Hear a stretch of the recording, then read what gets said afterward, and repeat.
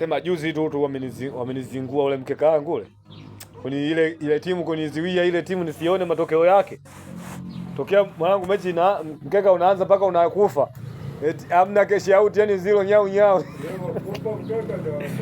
Yaani mechi zilivyoisha ndio wananiletea. Zimefeli mbili kama mbili. Kwenye mkeka wa milioni 1,600,000 sijui na 800,000. Sawa senge kweli wale. Yaani wangeniletea cash out ile nilikuwa naondoka na hela nyingi tu. Zilibaki timu 3 tu. Barcelona ile ikatoa. Sasa wale wasenge nao. Sasa.